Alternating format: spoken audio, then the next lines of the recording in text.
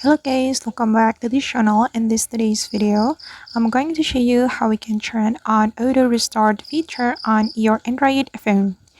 Okay, let's get into it. First thing first, we have to open our settings application.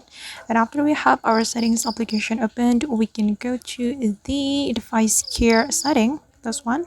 Click on this device care setting and we can scroll all the way down until we find the auto optimization. This one. Click on this option, and if you want to turn on the auto restart, you just need to click on auto restart right here, and here you can select restart when needed or restart on schedule. And I recommend you to select this one, that's restart when needed, so your phone will restart automatically when performance issues are detected. You just need to click on the circle button to activate it, and now the auto restart feature has been turned on. Alright guys, and that's how we can turn on the auto restart feature on Android phone. I hope this tutorial will be useful for you. Thank you so much for watching, and if you found this tutorial useful, don't forget to hit the like button, leave your comments, and also subscribe to this channel. See you in the next video.